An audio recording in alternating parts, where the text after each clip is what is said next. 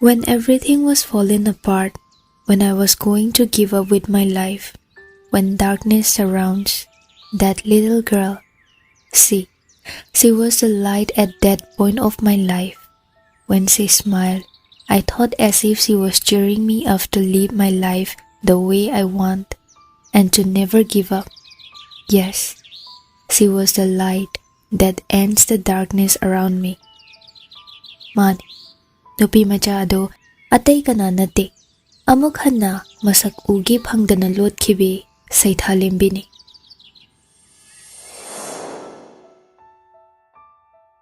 Yaipuba masado mangduna famlambani tunglomdagi. Yaipuba tapna maning onthoraktuna. How, kay haige nurse mama. Ngasidi nangba awawa pinaba mi imta laoy. Silky su college chatki. Function lay haibani. Laaroy. Aduga aniduna ngasi business ki meeting yawnaba Delhi da chatkre. Oh, moy leita bayoy tay.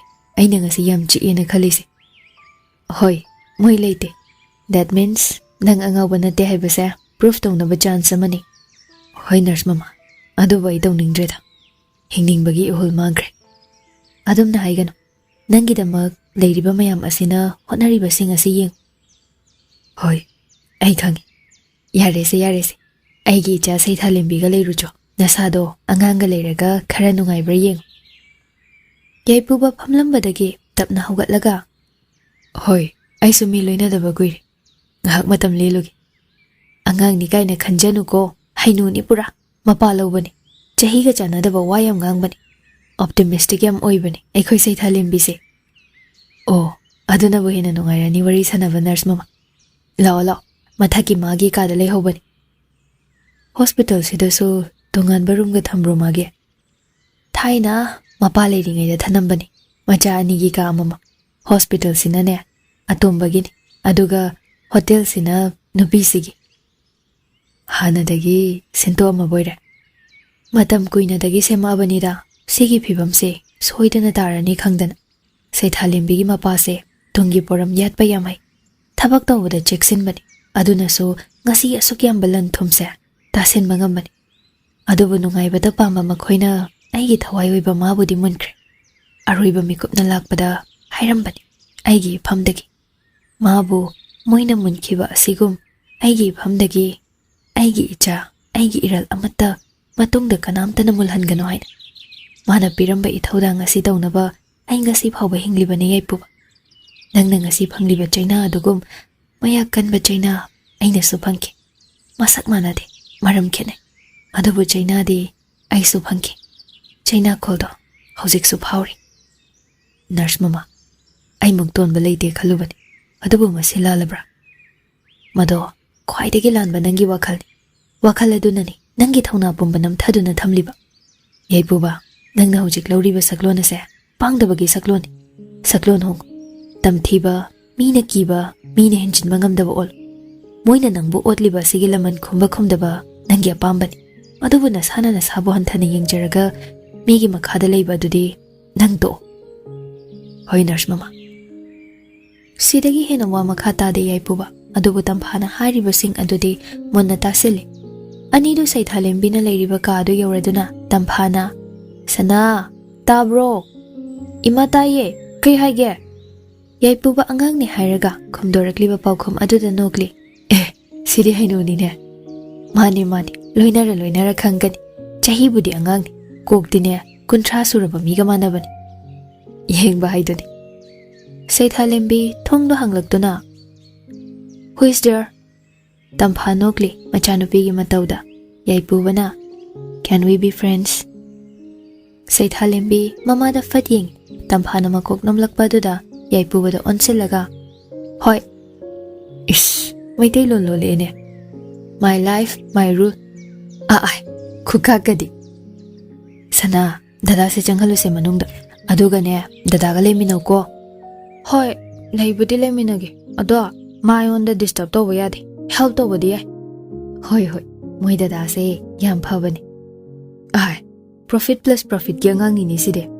Yare. Chango yaipuba nangso. Hoy nurse mama. Saithalembidu yaipubana mamada mama nurse kaina kaubaduda noklei. As, angang dangnaga kawine. Yare angang, jangasilao. Saithalembi yaipubada paina yengi kagi thongdo adumak hangtoklamle aduga manungda fet tawduna changkre tampha noklaga saukrene yaipuba themuro jojo. Os aibu angang amuk themba sanadawrabo. Si hairaga ka manungda changlei tampha anidu thamamaga chetkre. Somda ka manungda anidu wangangnade yaipuba kadugi akoibado makok lei duna yengle. Kay yengino kemto huranaba pot leitabani sigi room sidi. Yaipuba khangpre khangi Saithalembigi waduda. Os kaino ai huranba nati. Adudi kaigi sida leirino. Icham chamna hairakliba Saithalembi magi wahaising ado yaipubagi mafamdadi khwaidagi CHEINA piriba wahaising oire. Saithalembi manadi khangdabana hangbani yaipuba angangduna hanglakliba wahang adugi paukhum sat hik piba ngamde ngaihak khanjanaraga lei nupado. Sorma pi matapna honthai aduga nupi machaduda yengduna. Aidi huranaba sida leibanati naba phanaba leibani anga. Saithalembi yaipubagi mawong yenglakpani ure. Yaipubagi mitluda pira khasik thangbado angang oijarabasu huttuna singlaba Saithalembini yaipubana walotpa mawong ama tawbaduda wa thaidore. Ado kaka nangi mingkei kauge. Yaipuba imo khra khra tarambado mingaududa swai mangkre. Adudi soire kaino ai kakagi stage paudi yaudri nangso. Ngaure mayamga mimanadre haina tongana thamlamba nupa maso pamda male mangonda kaka kaina kaubasi. Angawbo onduna leiba nupasi ngasidi mirol kasu ngangle. Hanuga su hanu ningdri tawja sarise. Saithalembi hekta ahan sagattana hekta machin machaduna khumi. Sakta yam thizille kaka male. Yaipuba angang nupi adugi wahaiduda masadu leiriba mingsel adomda onsinduna yengje haibaso haibani. Phiba mama ikai kaire nupasi hanaga manadre. Mayang ikangkang masamana ifafa makoi gasu khara haure. Loire masakto yenghaidre. Kuchusu sengdre imak maksili. Nisa chaba mathong maram khangdaba miga male leiriba phibam mado. Magi phibam aduna oiramtai ngasai Saithalembina huranaba pod amata leitabani kaina hairaklido. Huranba malabudi haiba tabani kari upaile. Yaipuba machinda tapna soli. Os, aisi mi mandri. Saithalembi taraduna. Ado kyam motlido kaigino kakanangna. Yaipuba mitu yam annoying oire haibagum mathakta lekhatuna Saithalembi da yeng. Ai kakana de haibani nga. Aido kai kaudoinu khangdabaini. Dada kaugira, dachau kaugira, ama hekta ko. Dachau kaugisu ko. Aigi jan nanga chahi lenga oigadaba male. Mana sune dachau kaubani. Gyan tari haibagum Saithalembi makokto fatfat nomi. Hoi, adude aisu dachau kauragi. Hoi, kakaga di kaubirakan. Ado isi asing bayam thiri, mi mandri. Hoi, thibudi khara thiri, mawong su pakhang macha mandri. Ado mi phaudi mal. Adu sune huranba. Si hairaga Saithalembi noi yaipuba angangduda paini yenglaga. Nangi se aigi yauna haiba mali petawa. Mali yam motle da chawna. Yaipuba khangi magi phibam aduda angang ado khara hinaramlaroi haiba. Angang ado wa makha amuk tare. Ado kaigino sida angawba leifamda leirisa. Nangdi ngawsu ngawdana. Khonthokti angangni aduba hanglakliba wahang aduna ditakli. Yam munna observe tawduna yaipuba mangonda hanglakpani haiba. Yaipuba angang magi wahangduda nokningda nokfet tawi. Kari hayo haibano. Aise ngawbadi nati. Adubu ngawdi ngawbani. Churulgumba wahaising ado angang oiribi Saitha mangondadi lawshinbada luna thoi. Ado kaigino ngawe haisa kay maramgi ngawri nowa. As anga nangi wahangdo lailunida. Ngawba ingonda ngawbagi maram hangisi kaigino. Gyan taba angawba oibagi. Machin machaduna apan balita harakpani yaipuba khangnok thorakle. As aibo gyan taba angawbani haiba ko. Hoi gyan taba angawba. Yaipuba wangange haiduna mayaka thorakpani adubu Saithalembina hana hangai. Ado ngawbai maram hairo oba. Wari yam sangi. Main point to ado ina hairo oba. Oh, Nupina hundok pirambagi. Nupina hundok pirambai di rehabilitation center da. Sida lay daw nante. Mayek sing bawa le brother. As. One. Noi jesel ki do na hundok pirambagi. Ay say. Angaw ba oliba. Nupi amagi damag na samangan jay do tandro. Nang na de damay na hayriba. Ayu pay lay taban. Ado ngay ko. Nang nawangang baga sugyam hayri say. Nang bu class kaya kazarage. 7. Oh, kara di gyan taba yaraba stage ni. Ado nang di hagata na gyan tay kamain daw rino. Ano bidang dawi? Ako'y babaga, mamaga gi first daughter. Ako'y bungo gi machi. Of course, ay gyan taba taban. Chahi di anga. But I got responsibilities. Wah, chumbudi chumi. Chahi fanyam anga nguraso machaahan hay sidi gyan ta daw ni. Nang naido chumi. We got responsibilities. Even if we are young. Ado, ay di ahan oraso responsible oiba hitri. Ay gi chanupi gi mabunga paba mo oiba ay ngamtri. Say thalimbi yai pubada ngay hak tumina sumyeng duna le. Aduga yai puba lay riba sofa do da famu hay na makut tinduna tagle. Yai puba maso hay riba do gyan tara duna lay riba sofa do gi manak tam na changsilaga tap na famtay. Liro o wari. Asugyam sambu wari sipo kamain liyo hay no. Samlap na liro. Os, angang na ngama. Chahi kag angang oy jabaywan. Kuk di hanubi gi bali ne. Matam manghal laye. Yai puba samlap pa wari do lirage khanna. Say thalimbi bo layriba single sofa do da famu hay na ingit tawi. Say thalimbi su tap na fam thay. Aduga wari lira o hay bagum mun na yeng do na lay nupa mangonda. Aiga noy jesel ki gase. Aina class 11 karak pada thingnaban. Madi aigi senior ni. Samna hairabada, aina 11 karak pada mana jol karami. Say thalimbi munna tari, yai puba mana haiba wahay singdo amata chithada, yai puba makhatay. Mana ingonda nungsi hairabani. Ay yaru ki haina di tawbani. Aduda aina sohanadagi, magi maung madawda, karang ngawraga laybo ibaga, chahi matang duna so, adum kaidawi gina yasin kibani. Makha. Say thalimbi do maya umsinda kay, wari tari.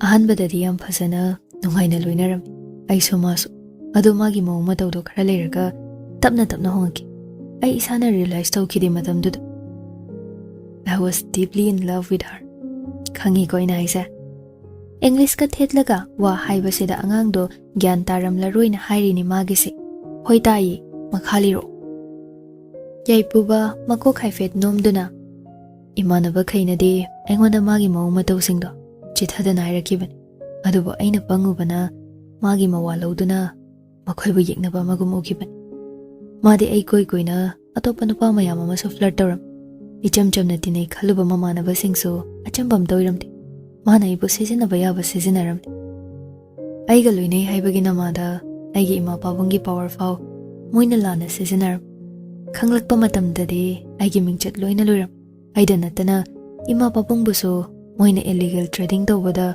moigi ming chawna sejinaram aikhoidagi kanaba lawba yaba lawnaba hotnaram moigi thawangado aigi na kong yoraki adubo aina thazakidabani aduga nongma imit makna ubani adu kyam phattaba mi oirakani haibadi ai khaludi kaidawra inoda jaw yai puba nokningda machin chinglaga noktuna wari nomittu yai puba mapabongna kaurakpadagi mapagi manakta changle Srinivas mi ama lakpagi makholdu tabada yengthore machabu ubada khajik sauningba pokje masamana ifafa hakam wawa chanduna thore setli chariba aduso ngarang tuition chatpada setluba purit khongrauduni amuksu ningsingle yaipubagi school ojana mark yam hanthai hanaga manatre handakti yam honge masada seriousness amata leitre harakiba adu Srinivas machabu amuktang sauningna yengame aduga mamai leithoktuna paramliba newspaper du da mai onsilaga leikre yaipuba mapagi manak changsilaga pawung kaya ge thausawa sadana hairakpani Srinivas ti loire magi asaubi yokre lakliba fibam dune anglakliba khonda dune yai nang angangla sauna maya jiksilaga hairakpani yaipuba mapagi wahai du da kitang khautak jai aduba aduma khumle kuidoroge pabong Srinivas kharamuk fathaduna nang na handak tawrisi kaino yaipuba lanjadaba amagum mapana sauriba adugi maram Khangdraduna mapabungda adumak karino haibagum yengduna le Srinivas wa makha tare nade nangbu lairik tamba thari se nongma nongmagi sa olaknaba thabra haibani ne khoina yai aduk yamna gyan ta jidubu kaigino ahan oiraga nangna yaipuba tumubagi phara phara lawa khonjal duga loinana aina gaidoramagi mi baba gaidoramagi haibu kaino nasana toramli basing asi kaine haina khanbaino nangna aina gaidoramagi kaina onkhatlaga wahang toraklisibo pawum maramdu khangdabai khangdre nang khangdre hoi ai asingba khangdre chakhomda leiramba sinthano mapa macha ngangnaribasing adu tabada prap thoraga hai nangna namana pa ikhoi sibune changsi si halaban yam khangba natro nangna kari torumge haibado law utpige namit pene yeng si hairaga changkhiduna magi school tuition ge attendance test marks sing adu puthokduna langsile yengodo nangna torumi se kainu khangdre haido si yengaga gyan lakpre yengo yaipuba mamana langsilakpada leimaida taduna leiriba je singdo amamamta oina khungatuna yeng ure magi irregular oibagi complaint mayamdo school so tuition gi so thazadana yamame sungchat puchatre haiba yare yaipubagi attendance sing ado ma gyan lakle silki ga tuition gi namada koiba chatuna leithokhiba mayam ado aduga school so nongmata phajana chatrabani makhoini hauna dana sinthano amokwa makha tare urabo sida sunate phone tor aga ngangakpagi su leiri record tawwi taki gero yaipuba mama amadi mapabungde yengbangamda mamai non thaduna ima ai soigre mathang tawragi haigi ichamakna adu kok yaudaba nasana nasabu manghanjaba thabak sing tawramni haibadi ai khalude aduga handak nupi ma pupu dana yam chatli harise kanano ha kanano ba yaipuba silki paksilakpaduda wadu sangthaningdaba maramna loishinaba tawre imana bini adudi toina so punde nong phado khakdangni imana kai kai no pangkhanda khanjila mal kari khanba madugi nupi machado ekhoina masak muna khang mapa drug la lonbei machan ma sune mapa gi mateng pangbani drug ta nate atai case ta suyam chenaba family ni kamain tawdana khangnaruri no minangbo ima oiramoida mi onaramni ai moi masak muna khang adumba tawdo mi nate da moide haijen ba yaina panghai so haijen agumsida yaipubagi wangang khonda aduda sinthanu ting sokre hari nupi dugi damak nang engonda adugumba wangang khonda sizinaraba ko adusu maram chachumda be dugi ima adumna herkano yaipuba mama da laukhale khanghauda yaipubagi khasaida khupakna thakiba Srinivas hauna makha chikladuna hai nangna kari oidana namada dugumba wangang khonda sizinarino kari na thauna leigi adugumba wangang sagang sizinabano yaipuba hande mana migi fataba wangang badi yabra babo silki bu nungsidabagi damak asigumba wangang sizinabadi yabra ba hai namana hairiba sing asida kari aranba yauge namana hairise achumba ngaktani aikhoigi family gi ming sizinaduna makhoina moigi karbar tawbada kanaba kaya lawre haibasisu nang khangde masida khwaidagi mingchat soibase aikhoini haibasu nang khangdabro yaipuba mapana hairiba sing adu manada hapte taningdi noina chintiba mi ngaktani moina adugumba tawdonati aduga noina loina haningdrabasu aidi mabu thadokpa ngamoi si haiduna magi ka tamna fatfat ka khatke ngahaki matong gari so amuk paiduna kumtharaklaga leiriba mama mapa anibo hana yengda gam thoke aduga gari thauduna chatkre oire nupa macha singa sidi angauba mai thiraba lanmi ama oirakani haiba mama sanadi khangde mahu pubi leirangi langda thuraba khoimu khwangjing bani mahakte